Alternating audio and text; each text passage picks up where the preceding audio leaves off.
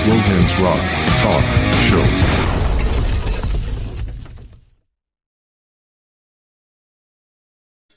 I know. But Darren, thank you so much for making a little bit of time out of your evening to come on to the podcast and talk to myself about music, but also about your career. That's kind of what I'm wanting to talk about. No trick questions. You should be the expert on this because it's your career. Right, okay. But I don't know if you know about the podcast, but initially the podcast started out, it was initially just myself speaking to local musicians. A bit of fun. And of course, what happens is it grows arms and legs. So as time went on, the local musicians turned into more established musical acts. And then the net was cast further afield. So it was TV producers, presenters, radio presenters, actors as well. And obviously, your career, you tick quite a few of those boxes. So that's why I thought it'd be really good to get you on. Plus, you're a Glasgow lad as well. Yes, I am, yeah. Well, technically, I'm Paisley. But then, obviously, I went to school and all of that in Glasgow. So, I always kind of go like that, Glasgow. I always kind of say I'm a Glaswegian. Yeah. Even when I was in London and all of that, when I lived down there, it was always easier to go like that when folk would go like that. Where are you from? You'd always go Glasgow. Because anywhere other than Glasgow or Edinburgh, you had to go, well, it's a kind of a wee, do you know Scotland? And they'd usually go, no. So that's how I would always just go Glasgow. If you're a musician or in a band or have your own business and you're looking for a professional website to be built at an affordable cost, then look no further. Today's episode is sponsored by Nova Web Design. Nova Web Design specialises in creating luxury branding and web design that will make your business shine online. Whether you're a musician, playing in a band, blogger, consultant, designer, stylist, whatever your background is, Nova Web Design will help transform your business. They understand the specific challenges you face in standing out in the digital world, and through collaborating with you closely, they will help you to create a captivating online presence. It's as simple as that, so check out Nova Web Design at novawebdesign.ie and start your journey today. Now back to the video. No, that's fine. But what I'll do is we'll go back to the very beginning. All the guests, I start at the beginning, so you kind of just said, where originally are you from? So it is Paisley you were brought up? Yeah, I was brought up in Paisley. I went to school here, then when I ended up getting into the Dance School of Scotland, and then when I got in there, I then moved through because I was in the residency and all of that as well. So back in the day when I was there, the residency used to be in Bearsden. So was that Knightswood? It was Knightswood, yeah. So I went to Knightswood, so I stayed in Bearsden, and then. Did you stay away from home and come home at weekends? Yeah, I was away Sunday to Thursday, and then I would come home, and then I get away again on the Sunday. It was sometimes depending on how much work you had on and all that. When I was there, it was different. There was always an option if you wanted, and I'd say you had loads of work on, and you wanted to stay the weekend, you could. Yeah. So, what age were you when you took that step? 15. So, yeah, it's amazing when you think about it. That feels really young. I've got a daughter who's 19. Yeah, and obviously she's still in the house, but to be 15, and I know that sometimes you're even younger than that as well. Yeah. Oh yeah, they can start at 11, 12 years old when you're starting high school. Yeah. So you can either start S1 or you can do what I did, and which is start S5. Right. Okay. Yeah. But I'm guessing, well, in order to pursue the career that you wanted, that's what you had to do? Well, I think so. It was, for me, it was starting to kind of go, I always thought that I was going to go to the RSAMD, well, the RCS that it is now, because I was at Youth Theatre, I went to Pace Youth Theatre in Paisley, and I always thought that, everyone around me there was going on to the RSAMD. However, I danced, right. And it was and I didn't really tell a lot of folk in school that I did that. Yeah. that was why then it was kind of going, like, what could I have done to kind of do all of them? And to be honest with you, like, musical theatre at the time wasn't something that was really on my radar. It was just, it was kind of, when I got into Knightswood, and I then was like, right, okay, I'm now, for the next couple of years, I'm going to be here. I didn't then think when I get into Knightswood that then the place after that would automatically be going to London. Just because we're a new group of folk who have got a different pathway, and I've seen a different pathway to what I was used to before just being in a youth theatre. Yeah. So it was all of a sudden, I didn't really fully know at that age. You were living for the minute. Do you know what I mean? Like, all of it was making decisions within that time. But I'm guessing then, if you're at Knightswood, you're dancing, singing, acting. Yeah. Would you've been doing a bit of everything with regard to dance? Would it been like ballet, tap, modern?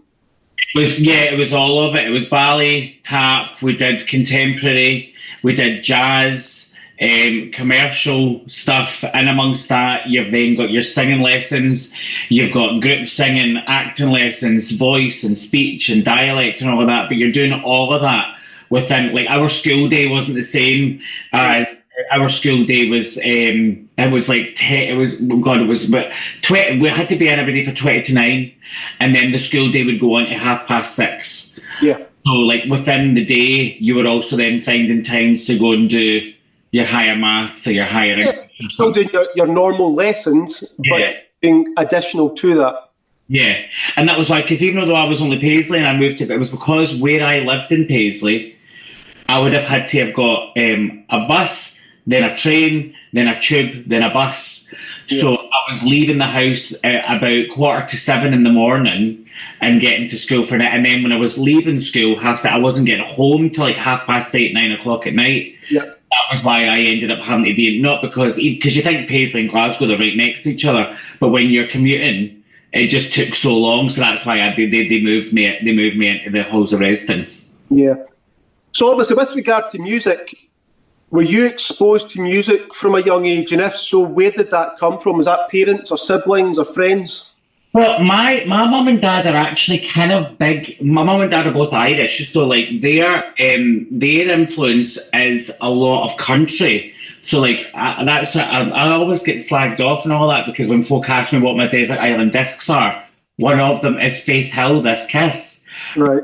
That's always what I used to, every Saturday morning, I would wake up to it, because that would be the first song my mum would put on when she was doing the housework and everything. Yeah. It was like obviously like the Chicks, they were the Dixie Chicks. It was Faith Hill, it was Mary Shaping Carpenter, like all the Saw Doctors, like it was all that kind of stuff that like my parents were into. And like I have a pure like love, and I felt like my friend recently was just in a show at the Lyceum. She did Wild Rose that was on at the Lyceum in Edinburgh. So like country was like something that was in my life all the time. However, it wasn't me. Yeah, it's funny because I've got this story that I tell, and it's kind of country related. So I love my rock music, but I also love a lot of the music from the like late 60s that came out. But my girlfriend always laughs at me because I know Shania Twain's Come On Over album inside out. And the reason that I know it inside out is when I was 17, 18, I went to college and I worked in a part-time in a music shop. Right. Back when you had music shops. And when the customers were in, you were only allowed to play an album that was in the top 5 of the charts. And of course, the number 1 album at the time was Shania Twain's Come On Over. So for 4 months, I heard that album for 8 hours, 4 days a week, every day. And it makes her laugh because I love my rock music, but I swear to God, I can do it lyric for lyric. But you see, because you had to listen to it, did you get a love for it? Well, I can't admit to on screens. Right, but you know what? It's funny though, because I talked to people about music. Obviously, when I originally contacted yourself, and in hindsight, I should have maybe named the show something different because the word rock rhymed with talk, so I was like, that'll do. And Yeah. a lot of people assume that the podcast is rock related, but I get people from all different backgrounds on that love all different types of music, and that's the beauty of music, is that there is no right or wrong. Yeah. You know, and sometimes I sometimes think it's maybe overthought by people. Like, a good song's a good song. So it's as simple as that, regardless of who it is that's done the song. I sometimes almost think that some people it's frowned upon because it's by a certain artist, but a good song's a good song. It's as simple as that. Yeah, I mean, like, again, like, going back to, because, you know, like, when you're on holiday, you're around the pool and all of that, and everyone goes, like, there's a conversation that starts, and it's like, where's your desert island discs? Yeah, yeah. I think mine's is actually quite a broad, like, because, like, it would be, like, something like Faith Hill, and then, but I pure love, and I get slagged for this as well, I pure love Freddie Mercury Barcelona. That would be one of mine, because I pure love, like, the grandeur of it and all of that. Yeah. And then, like, another one would be, because it was the very first cassette that I got, given away my age, but, like, the very first cassette that I got was Curtis Tigers, You're All That Matters to Me. So, it's, like, it is kind of varied. I mean, like, I always, like, Johnny, who I live with and all of that, will slag me all the time, because I'll come downstairs and go, oh, Johnny, I've just listened to this lovely, brilliant song. It's very modern, and I think that I really, really like it. And he'll go, oh, what is it? And then I'll tell him, and he'll go, that came out in 2007. So, like, like music, like, it's like, I've always, that's the thing, like, constantly get music around me in my life. Like, that's what I'm doing tonight before I come on here, was trying to learn the music for this thing that I'm doing now. Yet, I don't necessarily move with what the time is. Yeah, it's funny. I play gigs in the pubs, and people always come up to me and they go, "Play your favourite song." And I'm like, if I was playing my favourite song, it wouldn't be any of these ones, because you've got to play what people want to hear. So it's every sort of commercial type song from the 50s up to nowadays. Play the Killers. The Killers. Yeah. Or the one I actually went and learned an ABBA song, because people keep asking me for ABBA. And I was like, right, I better go and learn one. I've only been doing it like 15 years, but I better go and finally learn one. And I've got all these ones in my back pocket that I'm like, I know how to play them, but I'm just not brave enough to play it yet, unless somebody asks for it and then play it. But obviously, you'd said there about a cassette tape. Yeah. It made me laugh. What was do you remember the first album that you ever bought with your own money? Yes, I do. It was PJ and Duncan Syke. Was that Let's Get Ready to Rumble? Yes, it was all of that, which you might not actually know. Like, everyone always assumes that got to number 1 in the UK, but it didn't. It only got to number 9. But, like, it was like that was probably, it was actually 2 albums. It was PJ and Duncan Syke, and the other one was The Beautiful South. God, what was the name of it? The one that had Rotterdam and all that on it. Yeah, all of that stuff. Because that was the same year that because I'd asked Santa for a CD player. Right. That was the CD player, and then everyone else got me money, so I bought like CDs and stuff like that with it as well. What was the first professional concert you ever attended? Oh. And would it have been at the SECC? God, yeah, I mean, like, professional concert. I mean, I remember I did go to Care Bears at the SCCC. I'm trying to remember what the actual first music concert I went to at the SCCC. Do you know? I think it was actually Hearsay. I actually contacted 2 of them just recently. I was trying to get someone that's been within the TV route of fame, but I was ideally wanting to get someone from that band, or maybe like Will Young or that, because the first lot, before it became this thing that people knew what to expect afterwards. What, like the first pop stars and the first pop idol? Yeah, something like that. Because at that time, nobody knew that it was going to turn into the success that it was. Yeah. But I mean, those everybody mentioned there have had a career on the back of that. Yeah. But probably over time it maybe got watered down just because it was on too much, probably. I think so. I think that's what that's what happens with folk. Like with things like, I don't know, like with the oversaturation of like the X Factor, The Voice, Britain's Got Talent, like all of these shows that are called, like, I think it can get oversaturated, like, because I always actually feel really, really sorry for the ones that are on The Voice, because they're usually incredible singers and never have the career of maybe the ones that are on the X Factor. So like, and is that like a fatigue that folk have got or something like that? I don't know. I've not got the answers, but It's funny because I had someone on the podcast. There was a television show. I can't remember the programme it was on. It was maybe MTV, might have been something different. This was back in 2006, 2007 time. right. And In Excess were looking for a new singer. Rockstar In Excess it was called. So it's a similar format to the X Factor, the only difference being that they started with the final 12. And then each week they would go on, they would perform a well-known song in front of a live audience, and each week the band who was there as judges would vote somebody off until they got their singer.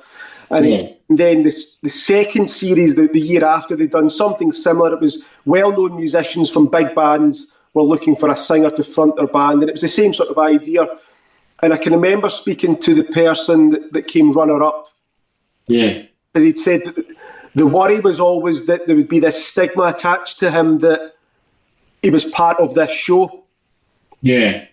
But he used the show as a launch pad for his band that he had. Yeah. And without that show, no doubt at all, he was originally from Australia, maybe would never have got out of Australia. But I don't know if there's a guy called Mig Ayesa, who's a big West End theatre. Sorry, will rock you. He was in shows like that. And he was on the Rockstar In Excess one, and he was doing theatre before it, and then he jumped to the show, and then he went back again. But there's always that stigma attached to it. But it's quite amazing some of the people, especially when those first started. Yeah. They came out. But obviously you went to Knightswood, you did dance, acting, singing. Kind of went on Google, looked you up, just to find out your history. Now, I don't know, obviously it's Google, so I don't know if it's correct. Am I right in saying, did you start with your brother? Yes. So I have got an identical twin brother. Right. And we, this was when I was at Pace, we did loads of film and telly when we were younger, basically because we were identical twins and they got round the child licensing laws. By how many hours a day you can work? Exactly. So it then meant that they were getting a full day out of us being on set, even though I would do the morning, David would do the afternoon, because it was usually when one was on set, the other was in with a tutor. Yeah. And so there was loads of that. So basically, I started with David, but he's now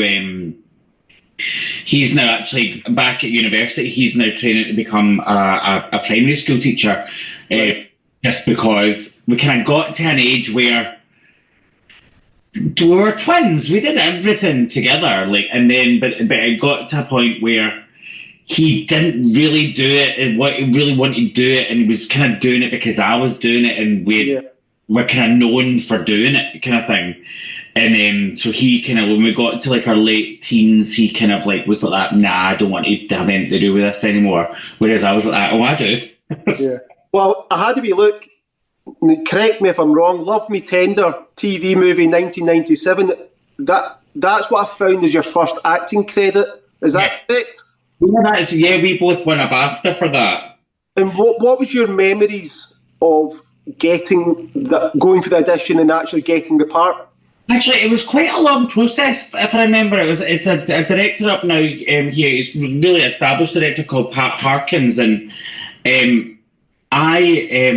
was with Julie Graham, and I remember being really starstruck by Julie Graham because she was in the Peugeot adverts. Right, okay.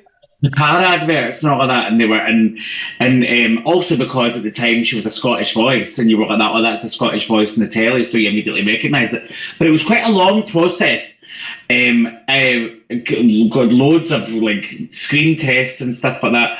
But I remember when I got it, not really think of kind of going like that. It was like I'd won a race in a PE school day. Do you know what I mean? It kind of felt like film sets they were like a playground. Yeah. I didn't see, like, I was like, oh, I'm an actor. Like, I just kind of saw it as, like, it felt like I had won a prize. It's almost like the childlike mindset is actually worked in your favour. I think so. I think so, and then I think like yeah, probably actually to be like having it definitely did, because you were then kind of going in like I don't remember being scared or nervous or anything like that. I just remember going in and going like that. Yeah, this is right. Yeah. This is right that this should be happening. If only that mindset could continue right through into adulthood. Oh my God, the amount of money I would have saved in therapy if that had been the case. But obviously, the other big one, I know there's been lots of acting gigs, TV series, movies. River City, obviously, is a big one. What do you remember about going for the audition for that one? Because that's you by yourself as well. Well, yeah, for River City, it was strange actually. I've auditioned like many Scottish actors. I've auditioned for it quite a few times over the years that it was on, and then I was actually during lockdown. I was on Sucky Hall Street. I had actually been kind of doing charity work during lockdown, yeah, and just to save myself from the boredom of what it was, and I remember I was walking down Sucky Hall Street and I got a phone call, and it was from my agent, and they were going, Martin McCarty, who's the executive producer, has asked to phone you. Is that all right? And I was like, yeah, that's fine. So what happened with that is that I think, I hope this is what it was. Because I had been working for so long and I had auditioned so many times, they were starting this new kind of way of casting where instead of creating the part and then getting the actors to come in to try and like mould themselves into it, yeah, they were thinking of actors who they knew, who they could be good for the show. So I didn't actually audition for the part that I've got now. They kind of just wrote it in.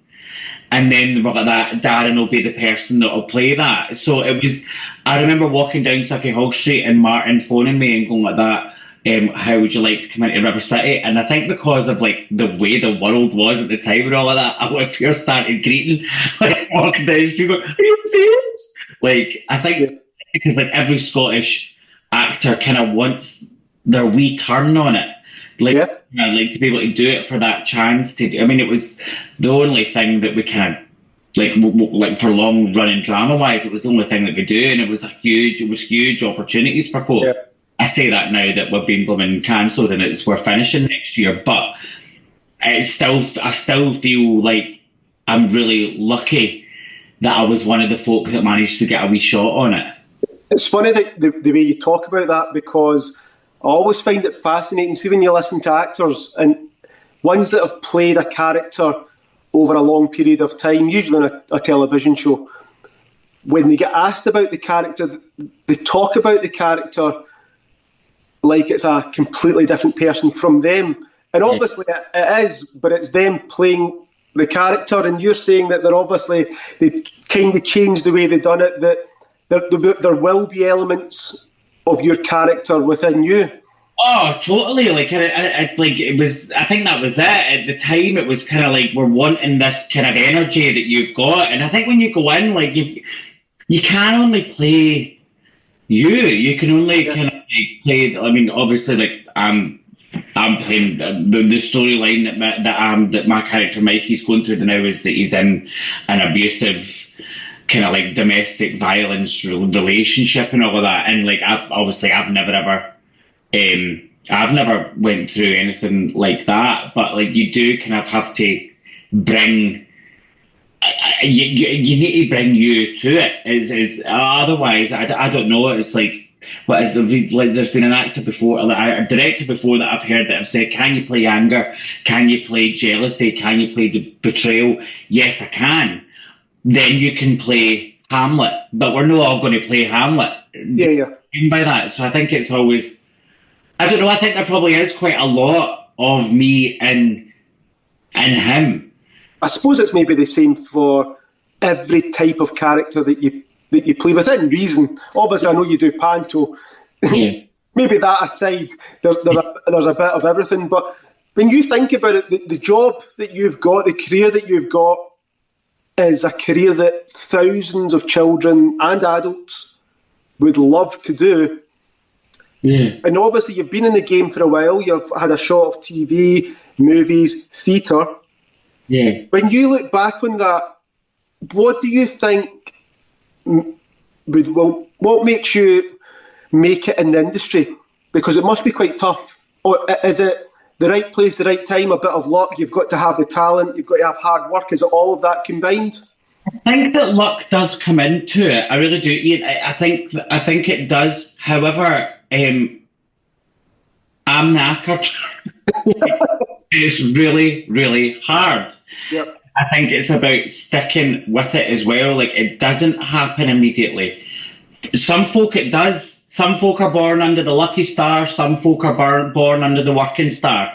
And I think I was born under the working star. Like, I think like getting into it young was great to kind of get that knowledge and everything like that. But I then forgot about film and telly and then went on to theatre for so long. Like, I've been kind of like working now in theatre for like 17 years.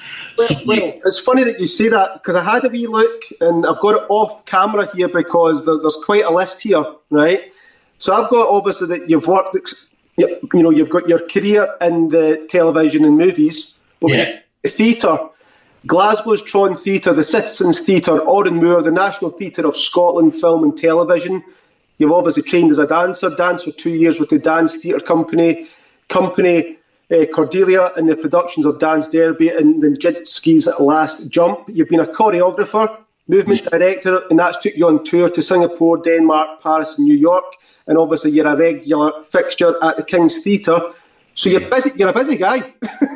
I would be. I really, really do. That's it. I think it's about establishing what your work ethic is. The business, the industry, whatever you want to call it, is incredibly difficult and incredibly easy for you to falter and to maybe kind of like, it takes one bad job for then a word to get out, or they're difficult, they're lazy, they're this, they're that, blah, blah, blah. So I think it's like, I kind of made that, like the work ethic thing became part of the job.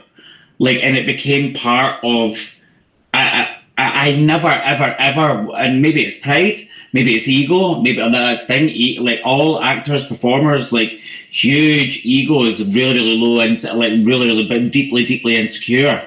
Do you know what I mean? It's these two juxtapositions of personalities that they've got.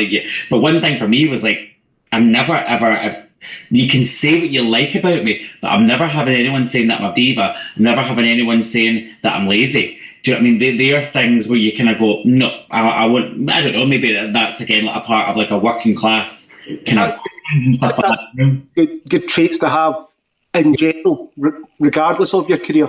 Yeah, I think that's it. It's just about kind of go, and even like on the times where I wasn't maybe doing a theatre job or a tele job or anything like that, I worked. Yeah. I need to be doing something. I can't be sitting doing nothing. Because otherwise, I mean, there's only so many times you can clean your house. Do you know what I mean? Like, you just keep going. So obviously you're extremely busy. We've just kind of went through all the things that you've been up to over the years. Just a very quick message to say thank you for watching. Remember to subscribe to the channel, hit the notification bell so that you don't miss any future videos, like and leave a comment. Let me know what you think of the episode and give me some suggestions on who I should interview in the future. Back to the video. When you think back in your career, what's the big break moment that, had it not happened, we wouldn't be talking here today? Oh. Do you know, oh my God, that's hard. There might not be a specific one, but is there one that jumps to mind? Do you know what the thing was? I wouldn't have been a job. I think it was probably a moment where I decided to move back to Scotland. Right, okay. I think that I went down there, trained in musical theatre, quickly realised what it was for that, and like people who do that, people who do the West End, people who do like your number one touring shows and like UK number one touring shows, like they are extremely disciplined, who can be that like they can recreate things really really quickly. I can't do that, and that was, I think, was what that was. It was kind of realizing that thing of going, I can't do the job that someone has done before me. I can't turn up and replicate absolutely, like word for word, move for move, what the person in that musical did before. Right, okay. I turn up and want to go like that. Well, why? That was what they did. I want to do something different. And I think that was kind of then the moment of realizing that, like, I don't have the discipline and even maybe the technical brain to be able to do that stuff. Those people are uber talented at doing that. I can't do that. And I think it was also as well that I was like, I don't want to do it. Yeah. It was then going like, I would rather be in the developments of the musicals when they first start. I want to be in the workshops. I want to do that and then create the role and then leave and then get one of them to do it after me. That's fine. Now, Darren, I've got a surprise for you. Oh, God, no, you don't. I do. Oh. I should it works. I've got one of your work colleagues. No, you don't. Who is about to join the chat. Shut up, who is? Let's see if it works.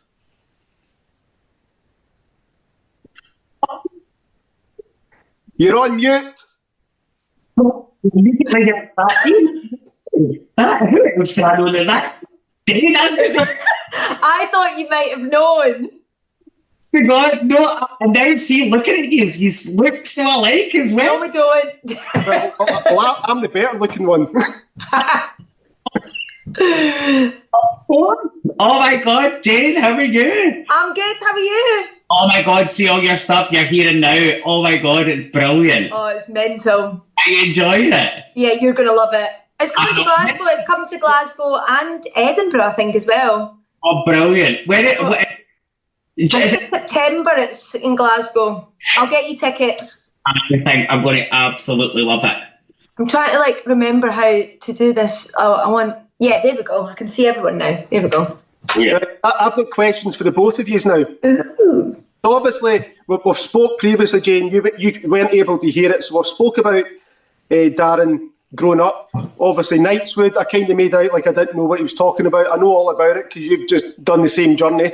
and obviously his television, movie career. Well, I've purposely left the theatre bit to the end because I was waiting for you to join us. Obviously, I know you do a lot of theatre, but for the two of you, for anybody that's watching that isn't aware, so every year, Darren is one of the main characters for the pantomime at the King's Theatre in Glasgow. Jane, you're the choreographer for the panto. So first question for the two of you is, do you remember the first time you both met?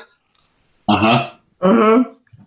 I do, and I was like, yes, finally one of the principals that can really dance. You know, the thing is, I knew of Jane via reputation because I had pals that had been in shows with her. And so when Jane arrived, I was like, oh no. She's going to make me pure do stuff. And you were right. But what's really funny though is, I mean, I don't know how many of the pantos I've been to, but I went to them before Darren joined. So when it was Elaine C. Smith and Johnny Mack, and obviously I don't know too much about it, but I'm just going there as an audience member and I'm watching it. And when those two were in it, the panto was everything that you would expect from a panto. You know, it was funny. There was the jokes that went over the kids' heads. It looked great. The whole production, everything was exactly what you would want going to see a panto. And it's funny because Darren then joined, in my mind, automatically thinks from a business point of view, if I, there's a lot of money put into pantos to make them what they are, but they also make a lot of money in the process. From a business point of view, I would think as a businessman, there's two main stars. There's Elaine C. Smith and there's Johnny Mac. These pantos are selling out. It's going great. They could have continued on like that and it would have been fine. So why bring in another person? Because you've got to then pay another person. It's all about money at the end of the day. But then on the flip side, I saw the pantos before Darren joined and they were brilliant. And it didn't feel like there was anything missing until I seen the panto with Darren. And then you realise that there was a gap needing filled that Darren filled. And strangely enough, it's really good. I think I've never spoke to him, but I would imagine it was very good for Johnny Mac. Maybe he didn't have a choice in the matter, but I could imagine there being big egos as well. And he's the funny guy that's getting all the laughs. Maybe he wouldn't want to share the spotlight with someone else getting a laugh. But it's strange because I've seen a couple of them now, and they're definitely better when there's the three of you. Yeah. And that's not anything against them before you join, Darren, but they're better when there's the three of you. I don't feel like anything has been taken away from Johnny. I just feel like you've added something extra that you didn't realise was missing. I think that's right, because the thing is about Elaine and Johnny is they are incredibly generous. Like the thing is like, I think you can, when it comes to pantomime, you can have your pantomimes wherever they are in the country where it's like, I am the star, whoever that person is. Whereas like Jane, we were the first together, weren't we? We started at the same time. Cinderella, yeah. Cinderella, and like I had been doing panto for the Tron Theatre in Glasgow. I've been doing it for 10 years, it's always a brand new script every year. It's always kind of new. It's kind of like new ideas. Johnny McKnight that writes it is always about moving things forward and all of that. And I was really nervous about getting into the Kings. I was kind of overwhelmed by it and everything. But when I went in, what I realised was Elaine and Johnny, it's not about them. They want a show. They want the show to be better. And I kind of thought, I'll go in, I'll maybe have a couple of lines, I'll say this and that in the next thing, and it'll be... But immediately it was like, no, you're in. And they were... I think like they listen to what you say. Like it's actually like, compared to other shows that I've been in before, I don't know, Jane, you might like agree, but like I find it very collaborative. It's more, do you know? It's funny because for me, Scottish pantos are a different thing as well. I think they're like, it's maybe the humour, I don't know, but I enjoy the Scottish pantos. But you're right, I think a lot of other pantos, it is geared to one star, and it's very much. And I'm not saying that's a bad thing. That's like whatever works for those. I think Elaine, especially Elaine, I think she is very much. She's a huge star, but she's very much about, I want to tell a story. Even with panto, she wants to make sure that there's the story throughout. And it's not about the egos. I never feel like there's the ego thing. And I agree with the fact of, like, we saw the pantos for years when it was Johnny, Elaine, and I thought they were brilliant. But just that extra, having you now, the three, I can't think of it. I can't see it without you now. You know, the three of you, it just works so well. And it's different humour. It's that all of you, the three of you, have a very different humour, but then when you bring it together, it just works perfectly.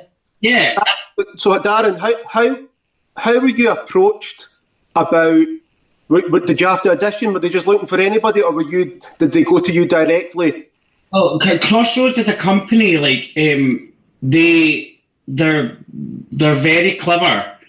So like they obviously they are the main kind of like their main kind of like commercial pantomime company in the UK. They go and see regional ones, like even like they go and see people all the time. I found out that like I had that Michael and so Michael Harrison that runs his company. Who he's the kind of director of, and Ed Curtis, who's the creative director, like they had actually come to see me in shows before. I never knew that. It's like I think a company like them are constantly trying to work out. It evolves. Panto evolves like everything else evolves. And find new talent. Like not that you're new talent, but that for them it was like, oh, who's this guy? Like, almost like you could become lazy, thinking, right, we've found the correct setup, let's leave it at that. I think it could be, but I think there are companies that are like that. I don't think they're like that because like it's constantly about finding who like what you're saying, Jane. I wasn't new. I'd done Panto for. I've been in a Christmas show every single year since I was 11 years old. So it's not like it was something that was new to me, but I was new to them. So like I basically one year kind of went, I wonder what would happen if I did want to go somewhere else. And I just said that to my agent. And then the next thing was Crossroads. They were kudos at the time, got in contact and went, well, you do. And my first year was Edinburgh. And I did the Goldilocks and the Three Bears at Edinburgh. And then obviously we went into lockdown and everything. But then after lockdown came out, they were great. And they were like that, what do you want to do? Where do you want to go? They just seemed that like they had found something that they liked. What you're saying as well, Ian, about kind of going, there was something there that worked between me, Johnny and Elaine, and they were like that. And that's what they've kind of stuck with. Obviously, having joined Darren and Jane, you're obviously joining from a choreography point of view. Was it obvious pretty quickly that there was something kind of magical about the three of you bouncing off of each other? Well, for me, I saw it straight away. I was like, I mean, they'd be silly not to. It was just, and as I said, it was different humours that complemented each other, and I just think it was bringing the Panto. It was updating it as well. It was keeping it fresh, and I think with Darren coming in, there's a lot you can do a lot of different skills to what Elaine does and what Johnny does as well. But the three together, it just worked well. Obviously, having both worked in the theatre world for a long time, Jane, you've done it on stage and off as well. What's the best thing about the theatre, and what's the worst thing? Oh God. Well, for the Glasgow audience. Well, obviously, the best thing is your job is your passion. That's the only way I can put it is like I'm getting paid money to do what I always set out to do when I was a wee girl in Bonnybridge, like going, oh my God, that's what I want to do as a career, and now I'm doing it. So I guess that's the best thing, and just the things about like sometimes you take it for granted, but when you look back in your life and go, my goodness, all the things that I've done, it's pretty amazing. Is the downside, or is it like most jobs where there'll be times where it's extremely busy, it's frustrating, there's things aren't working? Is it just those sort of things? Yeah, I think probably the down times are usually, I don't know, I think they're probably brought on by yourself. I think a lot of them are usually like, I sometimes have like crippling self-doubt and like all of that, and that's usually kind of like when you feel, when you can't see, I don't know what, like Jade, I always need to, I think it's because we're kind of like, imagery and imagination, something that we use all the time, and when you're in some kind of theatrical, whether it's a show, whether it's a TV thing, and you can't see it, you just don't see what that path is, you can then start to kind of get into this like spiral of self-doubt. Everybody hates me, I'm going to be rubbish at this, I'm going to get laughed at and all of that. Imposter syndrome, you're like, oh my God, they're amazing, I'm not as good as them, why am I here, Yeah, I think they are probably the worst moments, because even, see, I don't know, even when I'm in a pure dud of a show, when I'm in it, sorry, I know that it's not great, you still manage to find, but I'm in it with great people, and I love these folk that I'm in it with. So that is probably the worst parts are probably the bits that you do to yourself. It's just like dealing with self-doubt. Yeah. And overcoming it. music with you? Like is that like the same like for a musician that you kind of go like that? I'm never going to be able to play this. Or I know I can't play it. the difference is, I always laugh saying you can get away with a lot just looking confident, but it's funny. It's like, the musicians, for myself and all the musicians, the bands I've spoke to, there is self-doubt in that, but I think it's how you manage it. And there's a fine line between, anxiety and being nervous. It's okay to be nervous. It's how you deal with those nerves. Yeah. I think that, but I mean, like that. I think that they can be two completely different things, and it's that's what I'm saying. Like, God, for God's sake, like when I joked earlier on about going like that, I paid for therapy to talk about these things. But that is what kind of like what you end up doing. But like again, I think when it comes to theatre and the world that Jane and I work in, it's like, if I didn't completely and utterly love it, and I didn't love the fact that I probably wasn't going to get paid, or I wasn't going to get paid the amount of money that I should be getting, like I wouldn't be doing it. Yeah, I can't see myself sitting behind a desk or.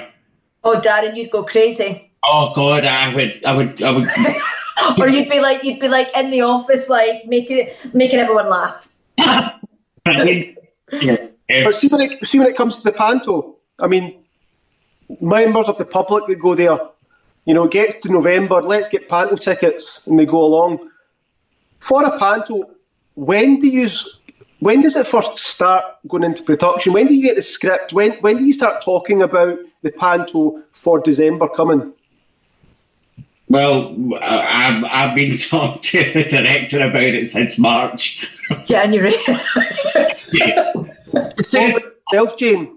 Mm-hmm. When do you then get contacted? What point? Oh, I've been contacted many times. Yeah. Many times already this year. Like, I remember in March, I think I got a text. This was when we did just before Cinderella, and it was like in the March before Panto.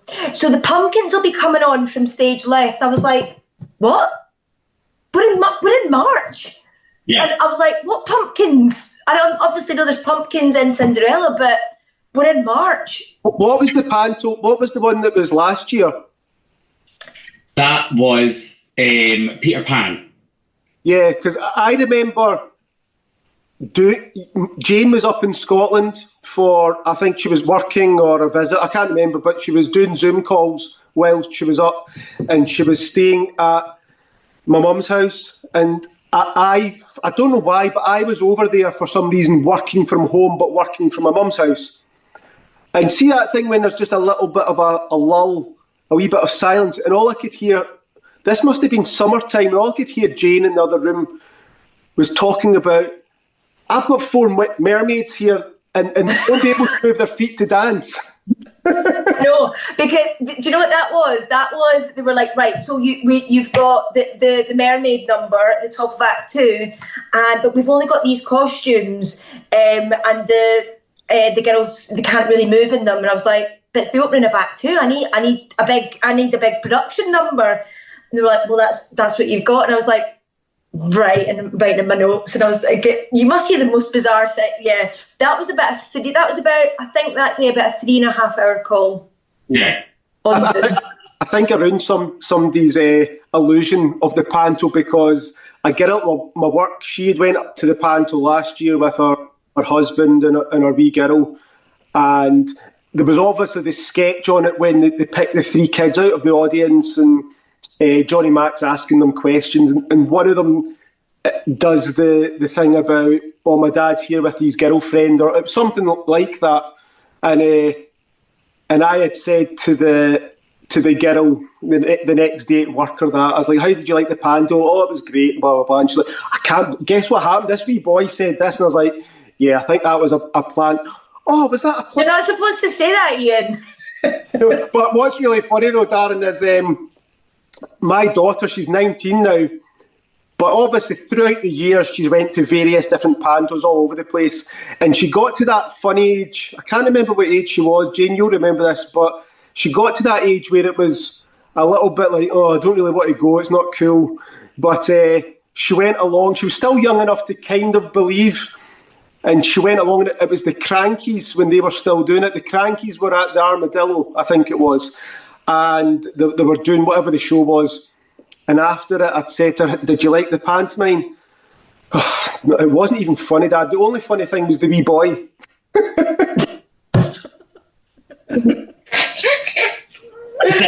You know, but it's funny though. I mean, obviously, you look at the panto, you go along, everybody on stage is having a good laugh, and I'm sure some of it's scripted and some of it is not scripted, and you kind of roll with it. But I think it's a bit like anything. If you see someone playing the guitar, if you see someone playing snooker, and if you're really good at it, you look easy. But I don't think it's as easy as people would maybe think. I think they think you walk out on stage, you see a few funny lines, and you just get the laughs. And I'm like, I'm sure it's not as easy as that, and it would be tough to try and go up and do that if you said to someone, "Here's a microphone, on you go." It's actually. I always think it's an art form within it. It's like there's so many folk that can do it. You'll be amazed at the amount of actors and out there who cannot directly talk to an audience. They don't know how to do it. And like you can have like the most incredible dancers in the world who are terrified to even just talk, do you know, on stage. Like they don't want to do it, and it's like I always find that really fascinating. Like our dancers at the Kings, like some of these, like they're incredible, like top of their game. They can do whatever you ask them to do with their bodies. Like their feet can tap out the Morse code and stuff like that. You ask them to come on stage and say, "Hiya, Buttons, what are you up to today?" And they are terrified of it.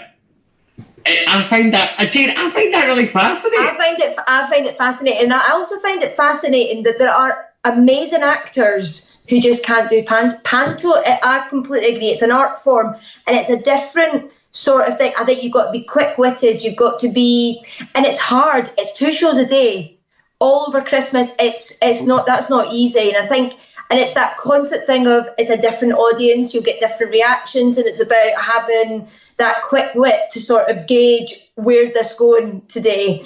Also finding, I think, with the relationship that Dan and Elaine and Johnny have, I just think that's magic. And I think that's another reason of like why they found this relationship. Why would they change that? It's golden, and you don't always find that. There's sometimes getting chemistry and stuff between people. It doesn't always happen, but I just think, and I feel like anything could happen in the panto. The worst thing could happen, and you just make it. You've got they're so quick that you would just make it work. Do you have a trial run with it? So, for example, do you go through it? Because there must be times where a joke is written, and you think to yourself, "This is going to go down hilarious," and it doesn't land. And then there might be something else that is almost like a throwaway comment, which goes down great. Do you have a point where it can change before it goes out to the general public?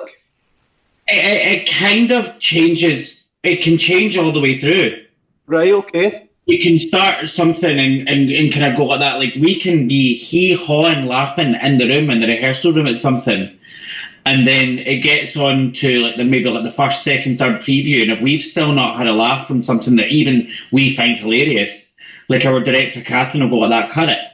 Mm-hmm. And then, or it'll be, say something happens by accident one time, and the audience laugh at that. It's like, oh, that's what it is. Like, so I would kind of like for that, Ian. It's like there's no real answer for that, because when it comes to pantomime, the first show that we do is never, ever, ever the same show that you do in the last show. And everyone will get a different kind of version of it in between. And you're constantly then kind of going, that works, that doesn't work. Will we try take that out? Or maybe put that back in now, because it constantly changes. I'll almost compare it to when you're playing a gig. And if you do 40 songs, you're not going to have 40 absolute number one hits. So there'll be fillers in there. and then you bring out the big guns when people are up dancing and singing. It's like stand-up comedians as well. Like that's difficult to go out and deliver the same show every night, but to different audiences and obviously we're doing it in like if we were to put the Glasgow panto down in London, it might not go off as well. It's different. Different cities have different humours as well. So it's the song Belter would not go down because I I love that. What is this song Belter? And I said, Jane, I was like, I'm not even a fan of it myself. I says, Jerry Cinnamon, he's okay. I think he's actually got better songs. But for some reason, Belter, you start playing that, you just do that opening chord and the place goes mental. And it's the same for gigs. Can you play Belter? Can you play Belter? I was like, right, great. I love that one. Do you know, I was actually like, when Catherine, our director, said, like, we're going to do Belter, I was like, I was literally like, how do you know about that song? Because you've been researching since January. Of course, but that's it. It's because, like, it's like, again, I think it's such an important time of the year, and I think pantomime itself is such an important thing for people. It's people's first experience of the theatre. It's sometimes people's only experience of the theatre. Like, it's the only time they actually go during the year. So, like, I think it takes from January when it finishes to December the next time to get it right. Like, the planning that goes into it, like, it's like we need to make this moment and this experience as special for each and every single person that comes in to see it. Do you know what I mean? And I think that's what I like. I was saying earlier, Jane, about how, like, I wasn't someone probably who was made to do, like, I can't have the parameters of the West End. I don't have the discipline for it. I can't do it. You guys are amazing at that, but it's something that I can't do, and that's a weakness of mine. You like to keep it going and different all the time, and that, like, I don't, like, I would get sacked if I, like, was to do, like, a year long, because I'd go like that. I just wanted to do it like this tonight, and then I'd be like, I know Jane would feel like me. But I think that's why that's a different art form in itself. And 8 shows a week for a year, it's harder than what people think, and you can go a bit crazy, because it's. But I think with I think you sort of touched on it, Ian, about. I think the hard thing about panto is, and you just said, Darren, some kids are coming for the very first time, sat in a theatre, like where kids now are used to sitting on iPads, or they're getting their first theatre experience sitting in a big theatre and it's live. So you're trying to, like, make it magical for them, but also for the adults sitting in the audience. And that's the hard part as well, and that's the fine line about. And you want to put on a show as well, so it's like you have to have all those elements, and like some of the scenic design, like the set designs and that, are just amazing. Yeah, I mean, it's as I say, it's not even. I mean, you've got the people on stage, you've got the storyline, but you've got the sets, you've got the lights, you've got the music. It's like there's so many moving parts to it that make it what it is. And I think probably a lot of people, they overlook it because they just see what's right in front of them. Yeah. But also, it's funny because my daughter's mum works in the local high school, and it's got to the end of the year. There was a school show, so she went along with her mum, just sat at the back to kind of watch, and she took some pictures of it, and it's amazing because this looked like a professional setup. They've got the stage, but they had the stage sets, they had the lights, they had the people doing the sound. I don't know if it was different for yourself, Darren.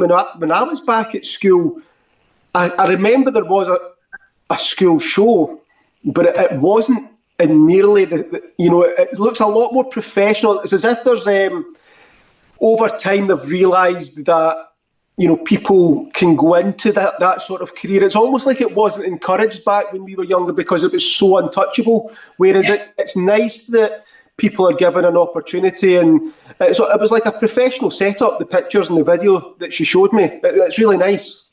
I think that's right. I think the education is changing within the UK. Like in Scotland, in particular, like the how many high schools had drama departments, and like you're getting more and more and more high schools that have drama departments. There's like I can't remember. I was seeing something recently as well. I think it's Sarah Davies for Dragon's Den is trying to change the educational system. Yes, I saw this. Yeah, to make like practical subjects something that you can study rather than like, because I think like you're either like, I don't know, when I was in school, you were either academic or you weren't, and that was it. And like, I think you survived if you were sporty, but like, I remember going to my guidance teacher and I'm going like, having to do all of those, filling in all those questionnaires, I'm going like that. What is your job going to be? And then it coming up going, well, it's came out here that your job is that you're going to be an actor. And I'm like that, yeah. And they're like that, but that's really hard to do. There was always a but.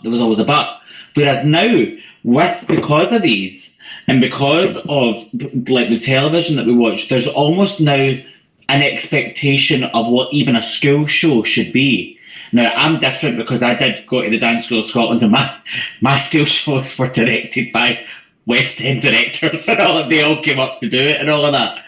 But when I was like to think of like a normal comprehensive high school that has a drama department, like parents kind of now want to see not a rickety set. They want to see, but also give students an opportunity within the technical departments. Like I don't know, craft and design when I was there. But these then students are then getting the opportunity to build a set rather than a trinket box. Yeah, you know what I mean?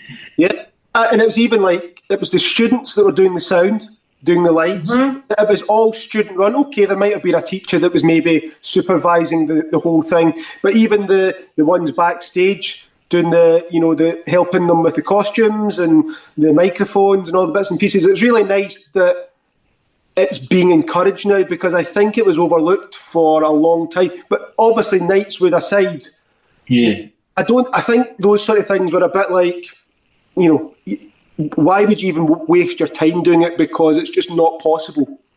I think so. I mean, I don't know. Like I think I feel someone who's incredibly lucky to actually get into Knightswood in the first place. I think that was kind of like in Scotland in particular. It was like your first kind of indicator of, oh God, I could actually make a go of this. This could be something that I could do, because I've now managed to get myself into an environment where this is what I'm focusing on. Like I don't know about you, Jane, but I was always kind of like that. I don't care about my hires. I just want to make sure that I'm in my ballet class and all of that. And yeah, I was the same. It took that time to kind of get there. I don't know. Like when we were talking earlier about, you're a musician, right? You do gigs and everything like that. I think that anyone like that, musicians, actors, dancers, all those people are people who are brave enough to put a little bit of what this is out for folk to see, and to also to be brave enough to take the slagging if folk don't like it. Like, who do you think you are? Like, doing that, we get like, it was different for us, maybe it's not now, but definitely when we were younger, it was like, oh, who do you think you are doing that? And it's like, I'm sorry, Joel, I don't want to be a beautician. Do you know what I mean? It's like, it took a bit of bravery. And I think for us, when we were younger, it was harder. Whereas now, I think that young folk are giving more, and this is what it is, it's about opportunity. They are giving more opportunities to be brave. And be yourself, and just put yourself out there. And if it's something that you want to, if it's that's something that you want to do as a career, that people wouldn't go, well, no, they'd go, right, go for it. Well, this is how you. Whereas back in the day, it'd be like, well, it's really hard, and only like a couple of people would make it, and it wasn't not that it wasn't encouraged, because like I think it depends on your family as well. We were both always really encouraged to do whatever we wanted, but now there's just so many opportunities now, as you said, because of that to put yourself out there. Yeah. But obviously, we're halfway through 2025, so for each of you, Jane, I still don't even know the answer because I don't really listen to you most of the time, but for 2025, what are the plans for the rest of the year for each of you? What are my plan? What are my actual plans? Yeah. Oh, at the moment, I have started. I'm in rehearsals just now. That's what I was doing before I came on here. I'm in rehearsals just now for the summer show that's on at the Oran Moor in Glasgow. I'm doing that. I am actually just started and to write things. Well, sent off to people who, and I have people who are who I'm in contact with, and I have quite a lot of exciting meetings.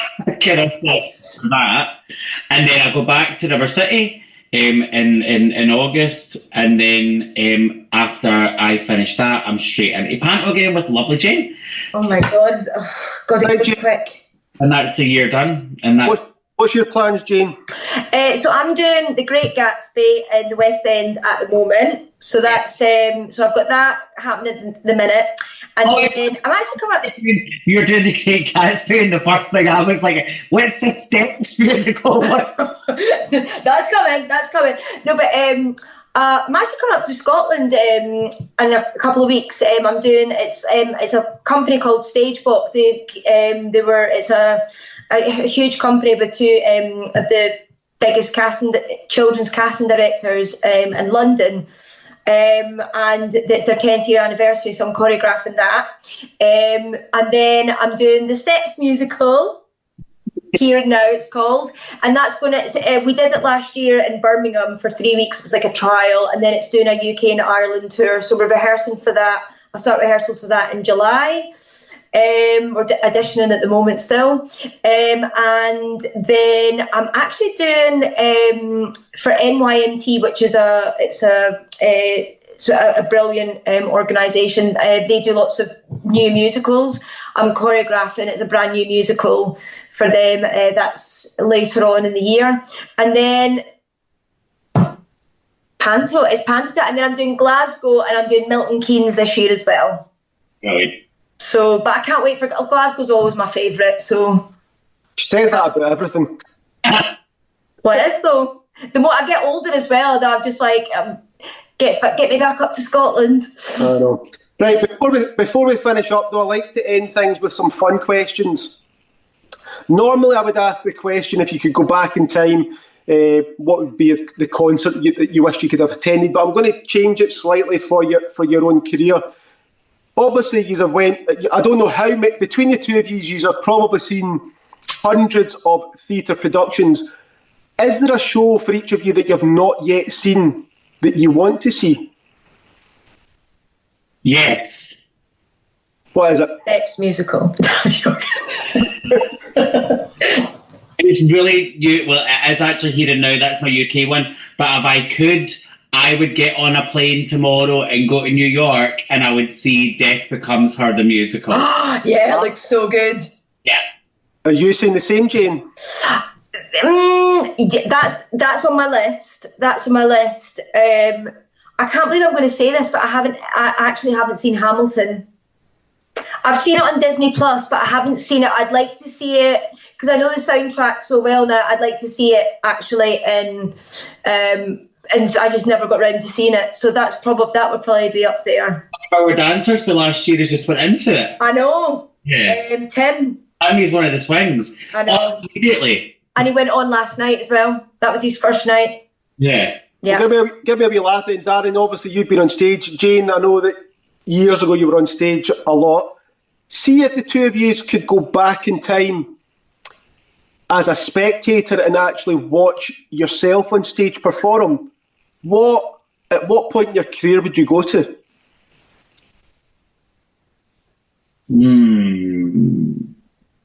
I'll say mine would have been, I would have liked to Legally Blonde.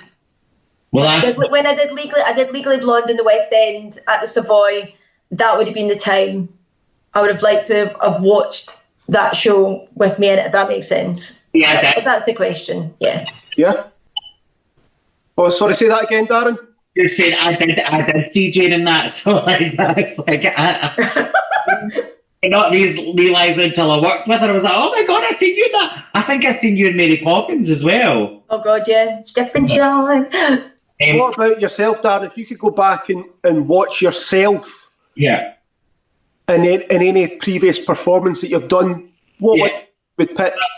I did Side by Side at the Novello, and I would go back and watch that because it was my first kind of like big theatre job, and I would want to go back and watch that just to see if I was good or not.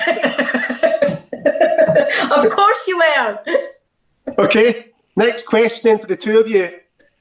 You've got a dinner party, 5 dream dinner guests, dead or alive. Who would each of you pick? Oh, wait a wee minute here. Wait a wee sec. I know definitely one would be Gene Kelly. Yeah. He's my idol. I thought you were going to say me there for a second, but that's fine. That's fine. Maybe Steven Spielberg. Right. Okay. I think that would be an interesting conversation. That's 2 for yourself, Jane. Do they need to be famous? It's up to you. Didn't say Margaret from Next Door because I don't know who that is. I definitely have I would have my Granny Etta there. She's not with us anymore, so I'd have Granny Etta. She'd definitely be there. And I think I would have Freddie Mercury there as well. Yep. Good one. And let's see. From just now, I would want Tina Fey to be there. Mm-hmm. I'd need to invite Elaine. Oh, yeah. What a riot. That would be a good dinner party. And then how many have I got? Have I got one left? Yeah. One left. One left. Let's make it another boy to even it out. Maybe Julian Clary, just for the laugh. Oh, God. Jane, I think you've still got 3, Jane. Oh, God.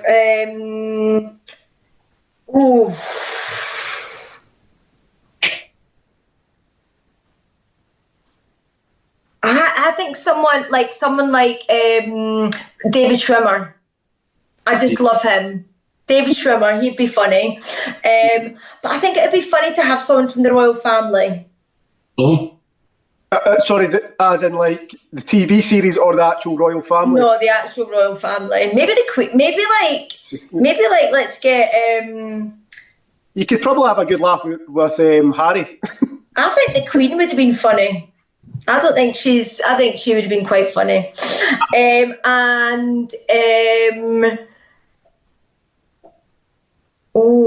I'm just copying Darren. Maybe Freddie Mercury. That would be a riot. Yeah, he would have been cool. Good stories. Only because when I went because I didn't do Ibiza when I was really young because I thought, oh God, I'll get trapped in Ibiza. So like, it was only when I was older that I started to go to Ibiza, and I went to that club Pikes, which is his old house, and like, the club's called Freddy's, and because the actual nightclub bit of it itself is in his old bedroom. Oh my God. Like, bed's in the middle of the floor, and it's got a big ensuite bathroom in it, and then there's a ball pool with this guy like making you sing karaoke like in the bath in the ball pool, like so like I think like he like I think that like I would kind of go like that. Oh my God, tell me about your house. And it was where they filmed Club Tropicana. Right. It was that house and all of that. So it was like even just go that. Tell me like just about your life. Tell me how other people geese the gossip. That's what yeah. Right, for today, each of you, give me your top 5 movies. Oh. Okay, First Wives Club, Beaches. I'm so sorry, Ian, you invited me here. These are the ones you're getting. That's fine. First Wives Club, Beaches. My favourite film of all time ever is Jurassic Park. The first one. The first one. Yeah. Then Aliens, the second Aliens. Right, okay. This is when you're getting into my kind of like when you find out that I'm one of the gays that like sci-fi. And then my last one would probably be, for nostalgia, The Goonies. Right, okay. Yeah, nice. I'm with Beaches is on mine. Rocky, but Rocky 4. Right, okay. Rocky 4. I'm a sucker for Star Wars, but I loved Return of the Jedi. No, actually, Empire Strikes Back. Is that the second one? Yeah, second one, but the older ones. Right. Jaws. Love the Jaws movies. And I think it's one of the golden oldies. It's got to be something like Oklahoma, or yeah, maybe like Oklahoma, like Rodgers and Hammerstein back in the day. Okay. And then the last question I ask every single guest. Mount Rushmore. Who is the 4 musicians or bands? I know the answer could change every day, but for today, who are your favourite 4 bands or musicians for today? Okay. That's a hard one for me. I would have Chapel Roan. Yep. I would have Ian Watkins. Really? Maybe I should just say All the Steps band. Well, I was going to say, I assume you're meaning the guy from Steps and not the one from Lost Prophets. Ian H from Steps, only because when I was at the conservatoire, I did this entire cabaret about how at 17 years old, all I ever wanted to be was H from Steps. Yep. So that would be Chapel Roan, H from Steps. 2 more? 2 more. I would have probably Cher. Right, okay. Or Britney Spears. All right, okay. Can it be? Is it dead or alive? It's whatever. I've got to have Beyonce. Right. She's there. Michael Jackson. Okay. He's got. I have 4. Well, 2 more to go. Whitney Houston. Yep. Whitney Houston and Frank Sinatra. There you go. Darren, I thought she was going to say her own brother, but it doesn't matter, it's fine. Oh yeah, and that guy, yeah. Right, Darren, thank you so much for making a bit of time out of your evening to come on. Jane, I suppose it was okay seeing you as well, but thank you for coming on. I do appreciate it. I wish you all the continued success, and when you're on the stage this December, if you see like a kind of a bright light kind of shining in your eyes, it'll be my head. So I'll give you a wave back at me. Oh, what are you a fish this year? I am playing a Dishy Fishy. Ooh. There you go. Well, if you see a shine from the audience, it'll be me. So give me a wave. I'm playing the fish that you never knew you needed in your life. There we go.